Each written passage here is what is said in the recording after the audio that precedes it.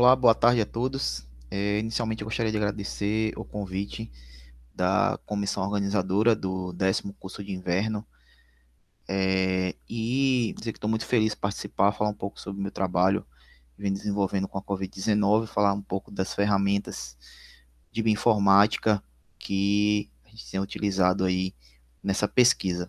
Sou o professor Bruno Andrade, professor titular da UESB, campus de Jequié, e o tema da nossa palestra vai ser as aplicações da bioinformática e inteligência computacional no combate à Covid-19. Bem, dentro dessa palestra, eu vou começar falando sobre a arquitetura viral, inicialmente o sucesso dos vírus, né, dentro das interações que ele apresenta com seus hospedeiros, né, a própria biologia viral.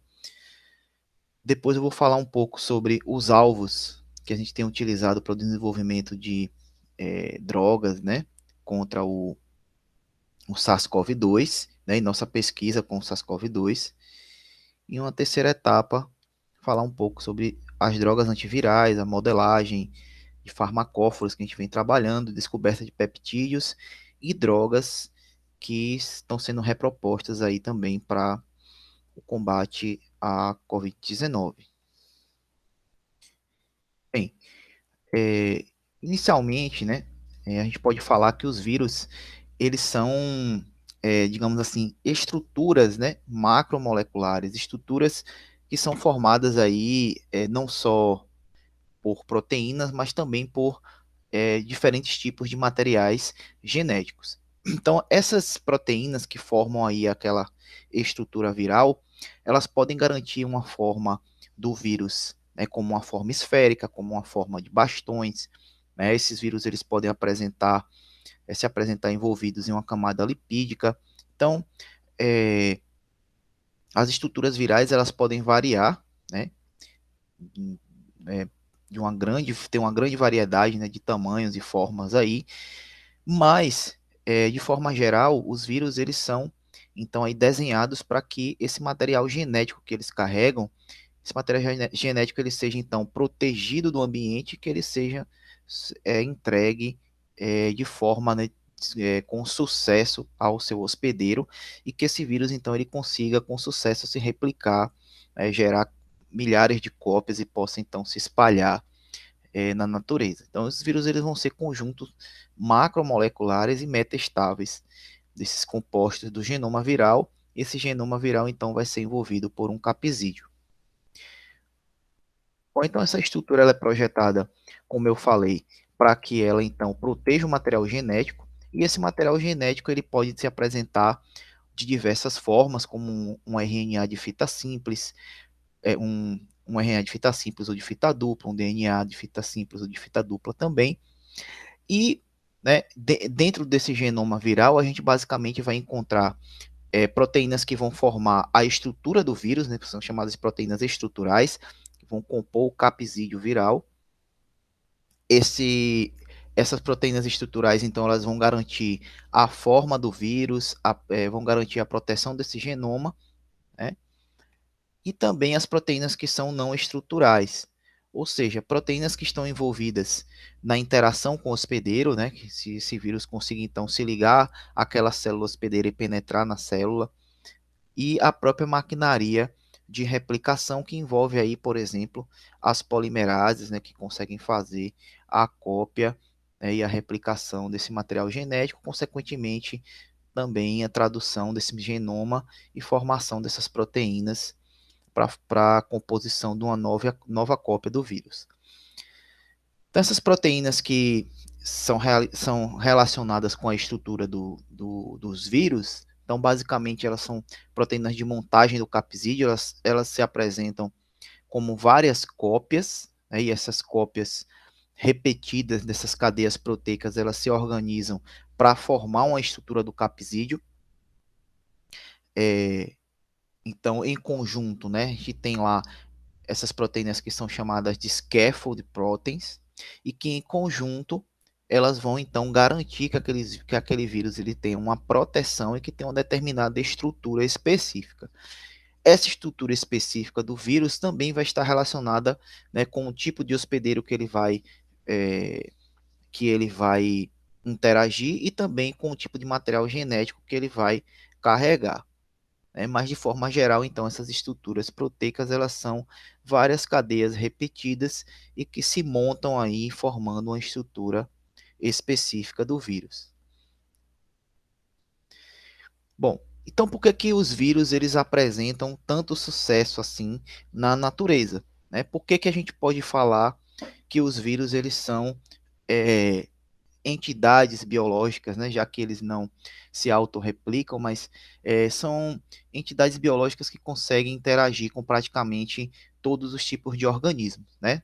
Como a gente pode ver aqui nessa imagem, a gente tem vírus aí interagindo em todos os reinos, né, conhecidos, né? A gente tem vírus interagindo aí, se replicando em invertebrados, interagindo também com protozoários, né, com bactérias de todos os tipos, tá? Plantas e por aí vai.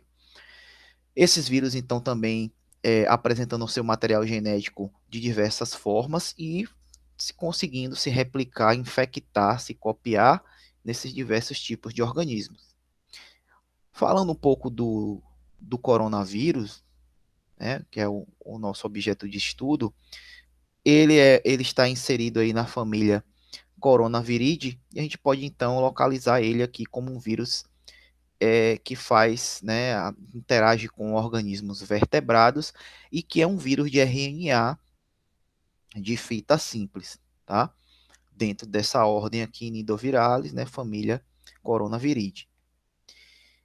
Bom, então eles têm tanto sucesso por quê? Porque eles, primeiramente, a gente tem os vírus dominando a biosfera numericamente, então a gente pode dizer aí que há uma estimativa de 10 a 31 partículas virais na biosfera, então é um número quase que infinito, demoraria muito para conseguir contar isso daqui, então é 10 elevado a 31 vezes, então é potência de 31, né? Então você tem uma quantidade praticamente infinita de partículas virais e de diversidade viral interagindo com todos os organismos. Então, isso faz com que esses vírus aí estejam presentes, né, infectando praticamente todos os tipos de organismos, quando a gente tem, como a gente tem alguns exemplos aqui, bactérias, fungos, animais, plantas, etc.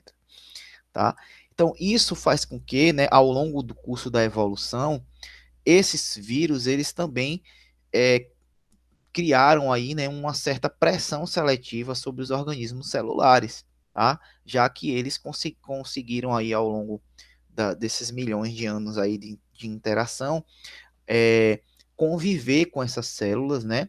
E de certa forma trocar material genético e também trocar material genético entre diferentes tipos de organismos através desses vírus, fazendo com que eles pudessem se estabelecer na natureza com um grande sucesso, tá? É, mas que, obviamente, quando um vírus, então, ele passa a infectar um novo hospedeiro, obviamente ele vai até que essa pressão seletiva, ela realmente selecione aqueles organismos, né, e que aquele vírus ele consiga ficar ali de forma estável, vai demorar um tempo e muitos organismos, então, não vão conseguir resistir, né, àquela pressão, já que os vírus, então, eles conseguem alterar o metabolismo celular e, obviamente, matar as células e digamos assim, talvez o objetivo dos vírus, se é um objetivo, não é matar as células, né? E sim é que ele se estabeleça e consiga se replicar naquele organismo, tá? Bom, então, além disso, os vírus, então, eles vão apresentar uma grande capacidade de produzir cópias. Então, os vírus, eles entram nas células e conseguem se copiar muitas e muitas e muitas vezes. A gente tem um exemplo aqui da Covid-19, então o indivíduo doente, ele já está doente, então ele já está liberando várias e várias partículas virais no ambiente, e basta que apenas um indivíduo, né, que apenas uma estrutura, né, um vírus, então ele consiga interagir com a célula com sucesso e consiga penetrar naquela célula com sucesso, basta isso para que esse vírus então se replique e se espalhe para outros hospedeiros, tá? Claro que existe também a questão do sistema imunológico, então, caso o vírus consiga vencer essa barreira, ele vai então produzir um grande número de cópias. Então essa célula ela vai liberar aí no ambiente um grande número de cópias virais, tá?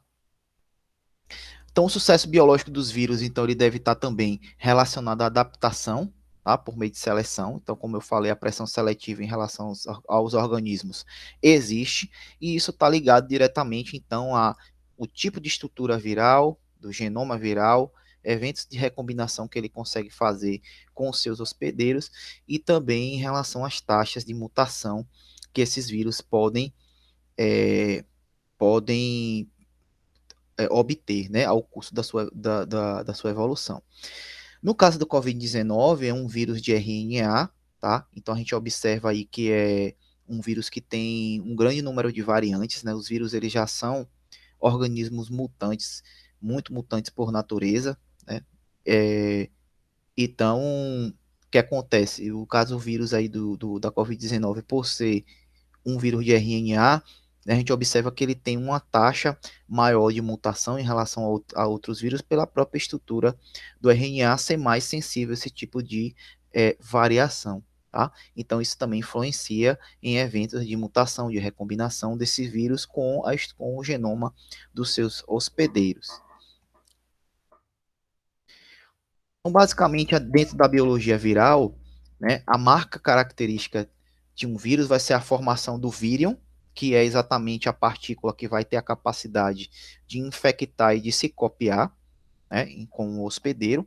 Então, esse vírion ele vai conseguir interagir com a célula hospedeira, e essa partícula, a partir da interação com a célula hospedeira, ela vai então ter um receptor específico que vai fazer permitir a sua entrada. Esse vírus então vai é, liberar o seu material genético, a depender do tipo de vírus. Esse material genético pode então se integrar diretamente ao material genético da célula, ou pode ser passar por um processo de replicação direto ou de transcrição reversa, né? Isso vai depender do tipo do vírus e formando aí as suas cópias das suas proteínas que serão montadas, né? E após isso, então, esse vírus vai é, sair da célula para que haja a sua disseminação. Tá? Então, para que haja esse mecanismo de interação e cópia, algumas proteínas são importantes. No caso do COVID, né, do coronavírus, a proteína que realiza a interação com o hospedeiro é chamada de proteína spike. Essa proteína ela faz uma interação com a proteína humana da ACE2, que é o receptor de angiotensina 2, e a partir dessa interação, então, isso faz com que o vírus consiga penetrar na célula. Tá? Além disso, né, a gente vai ter proteínas que são envolvidas com a proteção da própria estrutura do vírus, né, que são proteínas de formação do capsídeo, de núcleo capsídeo, que podem ser utilizadas como alvos, né, para drogas também, e também proteínas envolvidas com o processo de replicação, como é o caso da protease. A protease viral, ela é, nesse caso aí, importante no processo de cópia dessas partículas virais, assim como outras proteínas, como as polimerases, proteínas envolvidas com a estabilização do genoma viral, né, interação com o hospedeiro e etc. Bom, então dentro dos alvos do SARS-CoV-2, né, a gente, dentro do genoma dele, a gente pode observar que ele é um genoma, para um vírus, é um genoma relativamente grande, de 29,9 kilobases.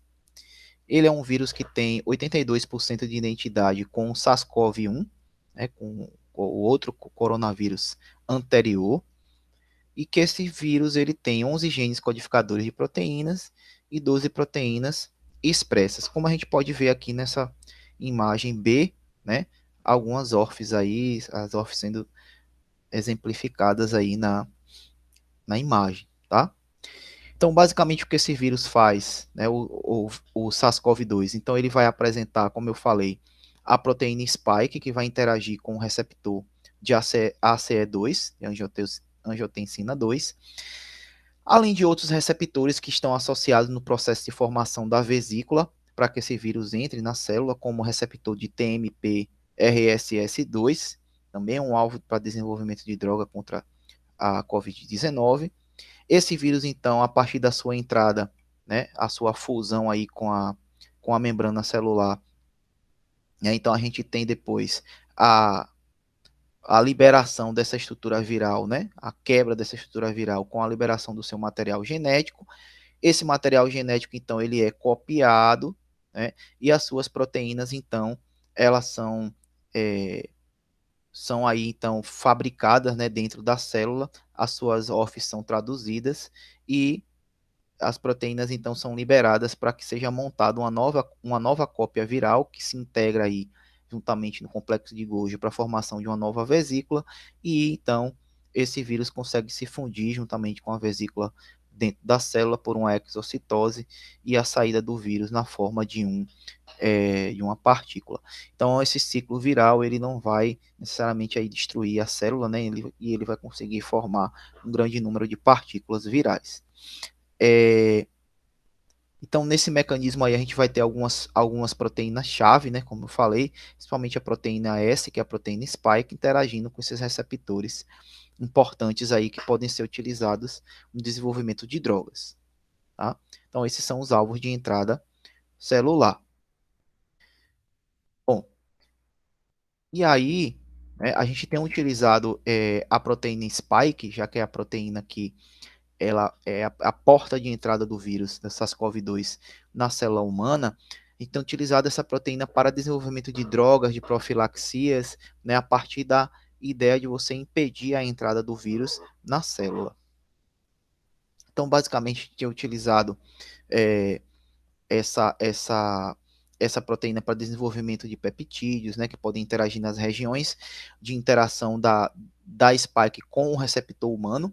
Como a gente pode ver aqui na imagem, essa região RBD, que é a região de interação com o receptor, o Receptor Binding Domain, domínio de interação com o receptor humano. E essa proteína spike, né, ela começa a apresentar um grau de variação entre as cópias, né, entre as variantes. A gente pode observar que essa variação ela vai dessa porção inferior, onde a gente tem os sítios de clivagem S1 e S2, que são mais conservados, para cima, onde a interação com o receptor de SE2 é maior. Tá? Então, é por isso que a gente tem visto um grande grau de variação nessa região da RBD, que faz com que venham surgindo novas cópias de vacinas diferentes, utilizando novas sequências dessa região RBD, exatamente porque é uma região que varia muito. E também em relação à capacidade que essa região vai ter que tem aparecido de se estabilizar cada vez mais com o receptor de ACE2. Então, baseado nisso, a gente vem utilizando essa região para fazer predição de interações com drogas já existentes ou busca de novas drogas. A gente tem utilizado também esse sítio S1, S2, que é um sítio de clivagem da proteína furina. Então, a gente vai ver depois que essa proteína que permite que esse SARS-CoV-2 seja mais infeccioso do que o SARS-CoV-1. A gente também tem trabalhado com a busca de desenvolvimento de anticorpos, peptídeos que possam interagir nessa região da RBD e também na região do sítio de clivagem da furina, permitindo também, né, que essa região RBD possa ser utilizada para a predição de vacinas, né, através de mecanismos de vacinologia reversa, utilizando essas sequências para predição de vacinas em sílico e utilização dessas vacinas é, em testes, né, para novas versões. Então a gente tem aí descobertas de drogas e também desenvolvimento de profilaxias utilizando esses mecanismos com a spike. Tá? Então, além disso, é, esse SARS-CoV-2, né, a gente pode falar que ele tem uma diferença em relação ao SARS-CoV-1, exatamente pela presença daquele sítio de clivagem da furina, o sítio S1, S2. Esse sítio de clivagem da furina S1, S2, ele aparece dentro do genoma um pouco após a região RBD, né, da proteína, e como a gente pode observar nessa letra D aqui, o SARS-CoV-1 em relação ao SARS-CoV-2, ele teve uma inserção desses três aminoácidos RRA, né? E essa inserção RRA, além dessa diferença entre esses, na verdade, PRRA, né? E essa diferença entre esses três aminoácidos aqui, fez com que esse sítio RBD, esse sítio de clivagem da furina, ele tornasse a proteína mais com a capacidade de ligação mais forte do que a do SARS-CoV-1. A partir do momento que a furina cliva essa região PRRA, como a gente pode ver aqui na letra A, né, a região RBD ela está, digamos assim, inativa, tá? Essa é uma região que ela está menos é, com uma afinidade menor para a interação com essa CE2, digamos que ela estivesse com um sítio fechado. A partir do momento que você tem uma ativação pela furina, você tem a clivagem desse sítio PRRA, e aí você tem então uma abertura dessa região RBD, isso permite então que essa região RBD ela interaja com maior afinidade, não que ela não consiga interagir dessa forma, mas quando ela é clivada, ela tem uma maior afinidade, isso é mais estável e a chance do vírus entrar na célula é maior. Então você tem uma subida dessa cadeia, né, dessa região da RBD, isso faz com que o receptor humano consiga interagir mais fortemente, ok? Bom, e aí eu queria falar um pouco sobre as variantes, né, do vírus, o que é que essas variantes vêm causando a, é, em relação ao mecanismo de infecção, né, o que elas têm causado aí nas populações. Então, até então, a gente tinha conhecimento de poucas cepas virais, hoje a gente tem várias cepas virais, e essas cepas virais, elas vêm, então, mostrando capacidades diferentes de infecção, capacidades diferentes é, de fazer cópias, né, por aí vai. Então, isso vem sendo verificado principalmente nessa região da RBD, tá? Essa região de Receptor Bind Domain, mas também, né, isso em relação a spike, mas também em relação a outras proteínas de que fazem a cópia, né, como as proteases, polimerases também, fazem com que o vírus ele se torne mais agressivo. Então, basicamente, essas variantes elas têm aumentado a janela de contágio. Então, o indivíduo ele consegue mais rapidamente liberar essas partículas no ar, né? Essas partículas conseguem se espalhar de forma mais rápida. Também essas partículas virais elas conseguem então penetrar mais facilmente, interagir mais facilmente com é, o trato respiratório do indivíduo, tá? Já que você tem uma maior interação com as células, né, do receptor, né, de ACE2 e aí esses vírus, então, das novas variantes, elas têm demonstrado isso, uma maior capacidade de interação. E a gente pode, então, ver que, nesse caso aqui, né, a gente tem alguns exemplos de variantes, tá? E cada variante tem mostrado as mutações aí, relativa principalmente à região da RBD, como a gente pode ver aqui, alguns aminoácidos mutantes, então por exemplo, B.1.429, a gente tem duas mutações, né? No outro, que é o B.1.526, a gente tem mais duas, e assim por diante, algumas mutações em comum, e essas mutações todas fazem com que essa interação com o receptor de ACE2 aumente e que também tem se verificado que o número de cópias virais tem aumentado também. Então, basicamente, a gente tem algumas características-chave dessas novas variantes, né, que vem aparecendo aí.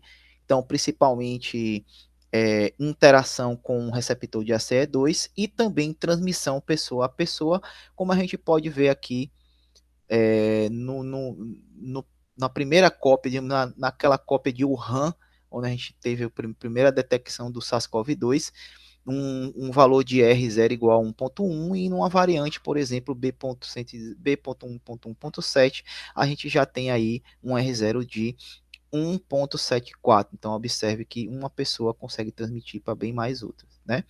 Então, essas variantes elas têm se tornado mais infecciosas, espalhando com maior sucesso e também têm se tornado mais agressivas.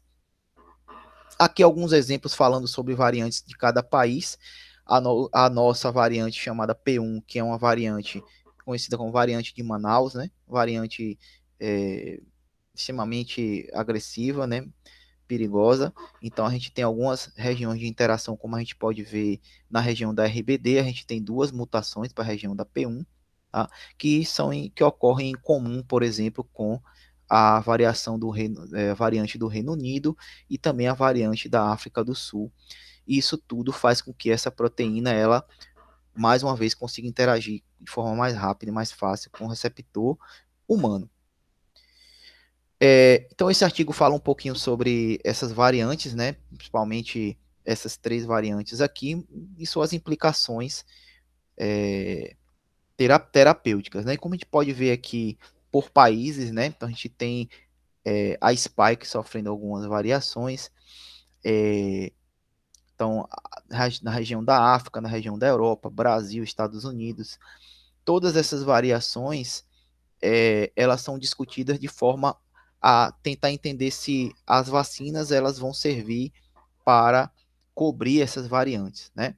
De forma geral, essas vacinas disponíveis, né, na época do artigo onde eles avaliaram a da Pfizer, da BioNTech, a Sputnik, Moderna, Oxford e Sinopharma, de forma geral, é, essas vacinas cobriam aí, né, essas variantes, porém existiam aí alguns casos, né, onde a eficiência em relação aos anticorpos gerados, ela caía, né, mas não era zerada, onde a gente pode ver aqui, por exemplo, a mutação nesse aminoácido E484, de E para K, fazendo com que você aumentasse a afinidade com a CE2, né, diminuindo a proteção, né, pelo anticorpo, também de N501 para Y, a mesma coisa, né, na variante da Austrália, por exemplo, aqui do S477 para um N, e assim por diante. Então, basicamente, o que essas variantes têm feito em relação às vacinas é diminuído a capacidade dos anticorpos gerados de gerar a proteção, porém não até então não tem zerado, né, bloqueado essa proteção, tá?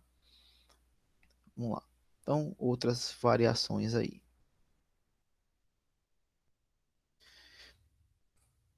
Bom, então em relação à nossa pesquisa com SARS-CoV-2, já falando já um pouco do que a gente faz, né? É, então, eu gostaria de falar o que a gente vem trabalhando com pesquisas em larga escala, né? Utilização de moléculas derivadas principalmente de fontes naturais e também como reproposição de drogas, visando então atacar proteínas alvos específicos do vírus, tá? Então, basicamente, o que a gente faz é utilizar moléculas disponíveis em grandes bancos de dados, né? Focando aí principalmente em compostos naturais e drogas aprovadas pela FDA, onde a gente consegue então baixar essas estruturas no computador e fazer acoplamento molecular, docking, né? Dinâmica molecular também, com esses alvos do vírus, tá? A gente tem utilizado principalmente a proteína spike para fazer essas predições e também a protease, principal protease do vírus, onde a gente tem utilizado drogas de fontes naturais, principalmente do banco de dados Zinc, e é, também utilizando esses compostos da FDA. Tá? Basicamente, a nossa ideia é que caso o indivíduo ele chegue a ficar doente, né, que a gente consiga, através de drogas, então, reduzir a carga viral desse indivíduo, que ele espalhe menos o vírus, tá?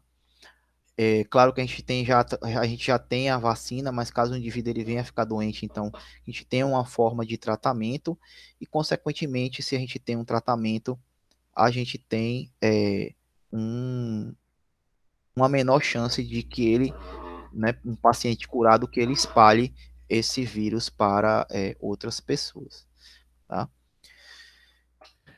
Mais uma forma bem interessante do que a gente vem trabalhando é em relação à predição de peptídeos, tá? Onde a gente vem utilizando algumas ferramentas que fazem tanto o uso de inteligência artificial, como também bancos de peptídeos, onde a gente faz a modelagem, né, utiliza banco de peptídeos, e também a gente tem utilizado açúcares, já que a proteína spike ela é uma proteína que tem uma boa afinidade com glicanos, e a ideia seria encontrar açúcares que pudessem interagir e bloquear a entrada do vírus na célula. Tá? Então a spike é a proteína chave nesse processo, a gente não utiliza outra proteína, já que ela é a proteína que mais interage com esse tipo de molécula. A nossa ideia então é realizar uma profilaxia viral, não deixar que o vírus entre na célula. Então, basicamente, não deixar nem que o vírus chegue no corpo humano, que ele fique no ambiente, né, através dessas moléculas.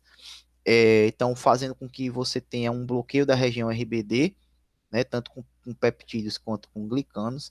Também no sítio de clivagem da furina, caso haja a entrada desse vírus no corpo humano, tá?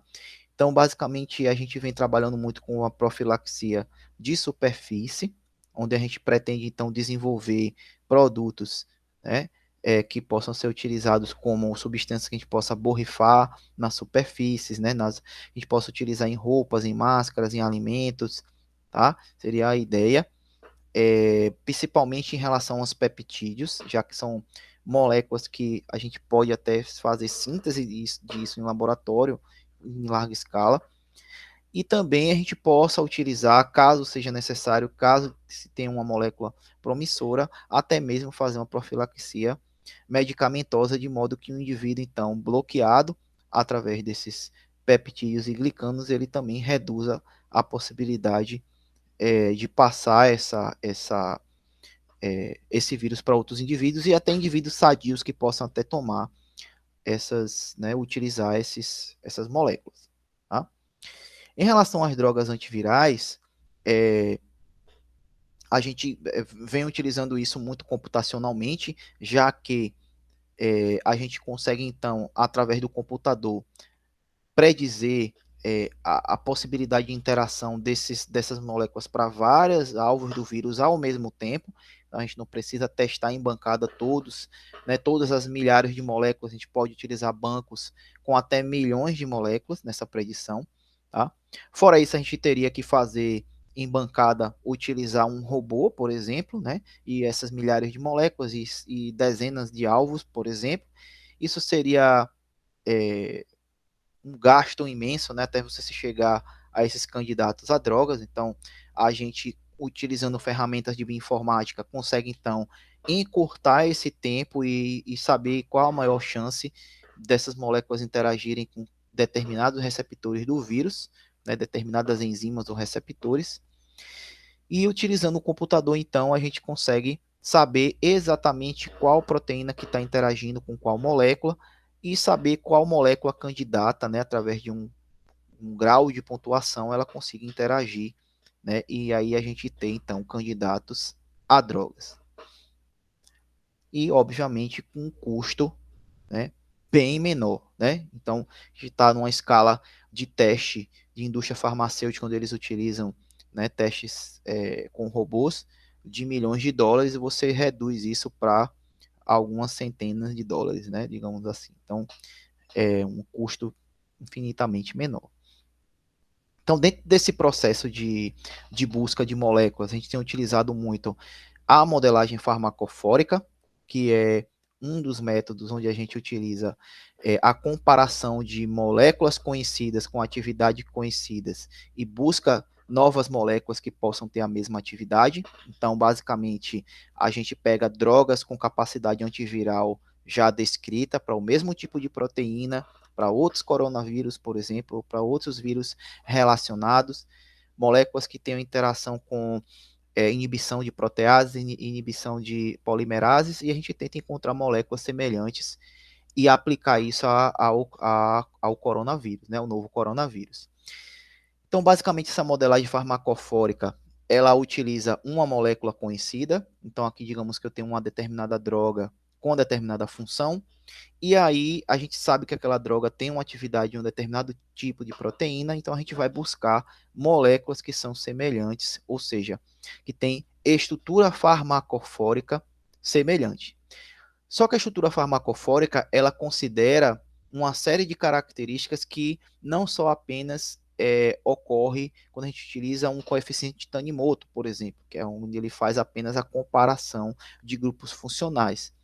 É, então, esse tipo de modelagem, ele utiliza o arranjo tridimensional, né? E esse arranjo tridimensional ele vai refletir uma série de características, como por exemplo, a gente pode encontrar aí, a gente pode ver, né, nessa imagem, nesse vídeo que eu vou mostrar.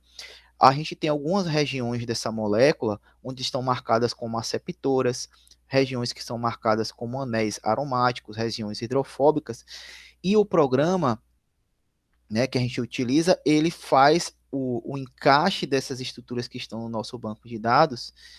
Se essas estruturas, então, elas têm características semelhantes, ele dá um grau de pontuação que é chamado de Tanimoto Combo. O nome desse programa é OpenAI.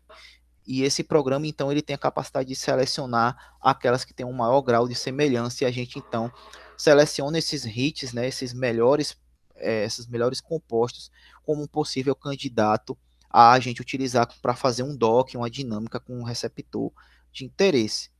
Então, esse modelo farmacofórico, ele considera, então, a estrutura 3D, ele considera áreas hidrofóbicas, doadores e aceitadores de hidrogênio, anéis aromáticos, grupos ionizáveis de forma positiva e forma negativa. Então, um conjunto completo de características para a gente poder selecionar. Então, feito isso, né, então a gente consegue, então, fazer o dock, um acoplamento molecular daquelas proteínas e saber se elas vão ter uma pontuação com aqueles alvos específicos. Uma outra via de pesquisa que a gente vem utilizando é através do Propédia. O Propédia é um programa que ele tem um agrupamento de complexos de PDB de alta resolução, tá? Utiliza um algoritmo híbrido de inteligência computacional. Então a gente consegue pegar, por exemplo, uma determinada proteína do coronavírus, submeter ao Propédia, ele vai analisar o sítio ativo e ele vai então propor sequências de peptídeos que possam interagir naquele sítio de interesse. Isso considerando umas 19 mil complexos de alta resolução, onde ele já avaliou esses complexos e desenhou moléculas que possam interagir. Então aí a gente pode propor interfaces, né, de proteína peptídeo, tá? E também avaliar a interação com o sítio ativo através das predições do Propédia. O Propédia é um programa que ele foi desenvolvido pelo grupo da doutora Raquel Minardi, da UFMG, que a gente tem colaboração, e a gente vem trabalhando com ele, fazendo predições para a região da RBD, para a região do sítio da Furina, né, e tentando propor peptídeos de interesse que possam inibir essas regiões aí. Então, peptídeos que são bloqueadores dessas duas regiões de interesse. Então, feito isso, né, a gente selecionando esses peptídeos, a gente pode, então, fazer o docking. A gente vem utilizando o HPEP-Dock, é um programa específico para acoplamento de peptídeos com diversos tipos de proteínas. Então a gente tem, através de um grau de pontuação, quanto mais negativo, né, seria a maior chance dele interagir. Avaliamos a interação, vemos se aquela interação ela ocorre no sítio de interesse, e caso ocorra no sítio de interesse, então a gente seleciona aquele peptídeo para fazer uma dinâmica molecular. Então, como a gente pode ver aqui, um exemplo aqui é o sítio da furina, e a gente tem um peptídeo que foi desenhado no Propédia, feito o docking no HPEP-Dock, e ele então está aqui interagindo com o sítio da furina. Tá?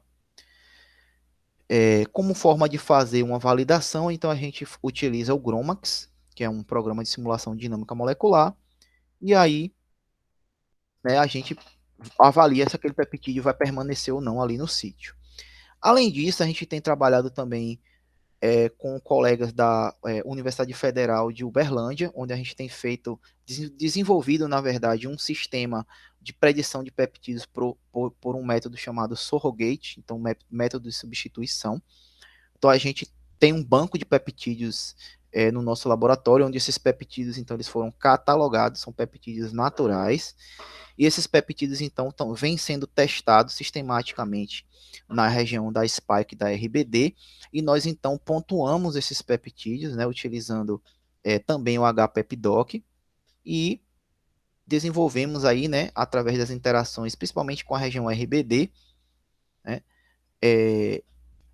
selecionamos esses peptídeos candidatos através do seu grau de pontuação, que tem esses best hits, e a partir daí, dessa energia de ligação, onde como eu falei, a energia mais negativa me dá um peptídeo com maior chance de interação, obviamente, a gente tem que avaliar se ele vai interagir nessa região ou não, e, consequentemente, então, através de um mecanismo de predição computacional, o computador, então, ele faz digamos, grosseiramente, né? Ele embaralha esses peptídeos e tenta fazer uma predição de peptídeos melhores, peptídeos que consigam interagir de forma melhor nessa região da RBD. Então, basicamente, o que a gente tem nesse método de predição por surrogate, né? Então, a gente tem lá o nosso banco de dados, tá? Aqui, né? Onde a gente vai selecionar os modelos que são aqueles modelos naturais, aqueles peptídeos naturais, a gente vai selecionar os modelos que são melhores. Esses modelos, então, são catalogados em um banco do programa. O programa, então, faz a predição de novos peptídeos, né? Então, são modelos feitos por surrogate. Esses modelos são, então, avaliados.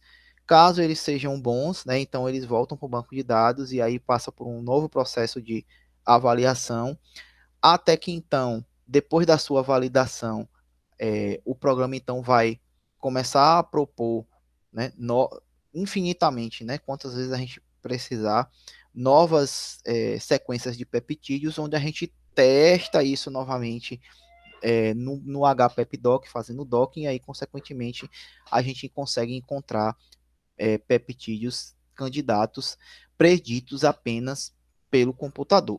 Incrivelmente, até agora, praticamente todos os peptídeos preditos pelo método surrogate, eles têm tido energias melhores do que os próprios peptídeos naturais. Uma outra coisa interessante é que desses peptídeos naturais, a gente já conseguiu sintetizar, né, alguns desses peptídeos, e esses peptídeos eles já foram testados em bancada, né, já foram testados em células com o vírus, e já alguns deles conseguiram inibir a entrada do SARS-CoV-2 em células em mais de 85%.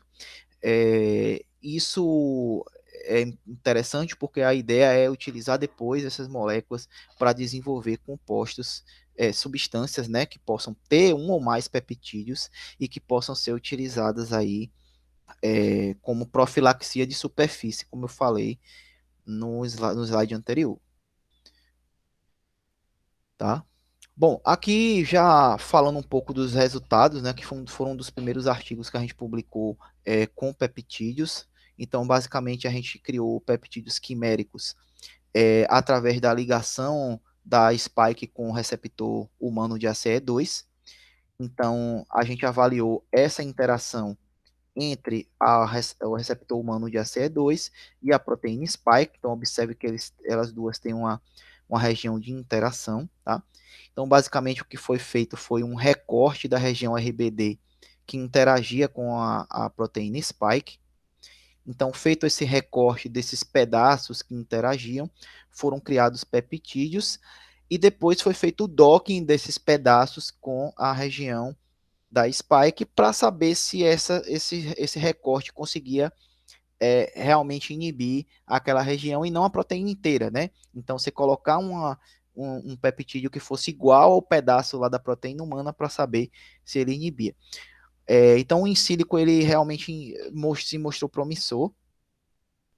E aí depois disso também a gente utilizou uma série de outros peptídeos, como a gente pode ver nessa outra imagem, que são peptídeos descritos em bancos de dados antimicrobianos. Então a gente também fez uma seleção de peptídeos que ocorrem, né, em bancos de dados, peptídeos naturais. E aí, em uma terceira etapa, então, a gente fez uma mistura. A gente combinou pedaços do peptídeo é, natural que deu a atividade com pedaços do peptídeo vindo da interação spike com a CE2. E aí a gente, então, propôs esses peptídeos quiméricos que deram um alto grau de interação com a proteína spike e que podem ser utilizados como substâncias profiláticas, né? A ideia é essa. Para validar, a gente fez dinâmicas para vários peptídeos, esse é um dos exemplos. A gente pode ver aqui em vermelho o peptídeo interagindo com a proteína spike que está em cinza, e o peptídeo está em vermelho, ela vai virar aqui. Como vocês podem ver aqui na direita, o peptídeo ele permanece durante toda a simulação ligado à estrutura da spike. Tá? É uma forma de a gente tentar validar aí se esse peptídeo vai permanecer ou não preso à proteína de interesse. Além disso, também a gente vem trabalhando com outros alvos, como as proteases. Esse também foi um dos artigos iniciais que a gente publicou, mas hoje a gente também já vem trabalhando com outros compostos para essa mesma proteína. Tá? A gente vem com mais 2 trabalhos aí atuais que a gente vem fazendo. É uma proteína importante relacionada à replicação. Nesse caso aqui, a gente utilizou algumas drogas conhecidas com aquele modelo de farmacóforo, tá? Na época, uma das drogas que se estava utilizando era o Remdesivir, que até demonstrou embancado uma capacidade de reduzir a entrada do vírus, a cópia do vírus. E a gente, então, utilizou um banco de dados de 50 mil compostos naturais drogáveis, né, compostos com capacidade de se tornar droga, fazendo, então, uma seleção por farmacóforo daqueles que eram mais parecidos, né, dentro desses 50 mil compostos drogáveis e fazendo docking, né, acoplamento com a protease. No final, a gente então chegou a 12 compostos. Esses compostos, então, eles tinham um grau alto de afinidade no sítio ativo da protease, né? Compostos de algumas classes bem características, né? Como terpenos, flavonoides. E aí, esses, né, alguns dos exemplos aqui, mas foram cerca de 12 compostos. Né? Um outro tipo de trabalho que a gente vem fazendo dentro do laboratório são séries de revisões sistemáticas. A gente vem catalogando trabalhos que tiveram sucessos clínicos, né, com utilização de drogas já conhecidas, e depois tentar utilizar isso, fazer predição em computador, né, ou até propor que essas drogas sejam utilizadas clinicamente. Esse trabalho aí foi publicado na Frontiers, no final de 2020, e a gente fez uma proposição aí, um guia, né? A gente avaliou então 1.288 artigos, a gente extraiu aí desse 1.288 60, onde a gente fala e mostra uma lista de drogas que podem ser utilizadas como profiláticas, né, com segurança, né, sem utilizações aleatórias aí por achar que a droga vai servir para ou não. Então a gente fez essa revisão e até tem sido bem citada aí, utilizado por outros trabalhos. Bom, então agora eu gostaria de falar um pouquinho do nosso laboratório lá em Jequié. Então a gente está no campus da UESB. O campus da UESB Jequié é um campus não muito grande, né? Nós estamos ali nessa região da cidade. Nosso laboratório está aqui, né? É, então aqui a gente tem um pouco da imagem, né, da imagem do laboratório, nossas máquinas. Hoje a gente já deu até uma mudada, né, nesse espaço. Tá? Aqui são nossos pesquisadores atuais, né, professor Wagner, professor Sérgio, que vem trabalhando nesses projetos com Covid-19, os alunos de pós-graduação envolvidos nos trabalhos com Covid, sendo que a Andrea é egressa da genética, né, da UESC, a Fernanda também, Nayana ainda está no programa. É, o Lucas, Zaira, Felipe são alunos de graduação, com projetos de ser envolvidos diretamente com a Covid-19. O Lucas é o aluno envolvido na pesquisa com o peptídeo que teve a atividade em células, então possivelmente vai ter um desenvolvimento de patente aí do trabalho dele. E aqui nossas colaborações aqui na Bahia com a UESC, né, o doutor Eduardo Costa, do NBCGIB, doutor Hanna Santana, do programa também da genética, e na UFMG, professor Vasco, professor Aristóteles, doutora Raquel, o doutor Deb e Sandipe, nos Estados Unidos, na Virgínia, doutor Prita, e na Universidade Federal de Ouro Preto, Alexandre, e na Federal de Uberlândia, onde a gente vem trabalhando com os peptídeos, professor Robson Sabino. Eu gostaria de agradecer ao convite, né, mais uma vez, do curso de inverno. Agradecer ao ESB pela estrutura, ao CNPq, FAPESB, CAPES pelas bolsas, né, o financiamento, a RECON, que é a minha rede de pesquisa internacional que vem trabalhando com a Covid-19, e também o Senai Cimatec por disponibilizar máquinas, né, supercomputador para a gente poder simular as dinâmicas moleculares, e também a UESC, né, por disponibilizar o NBCGIB aí para nossos trabalhos também com pesquisa. Então, obrigado. Fico aberto aí a perguntas, né? E que vocês, se puderem, sigam aí as nossas redes sociais. Obrigado.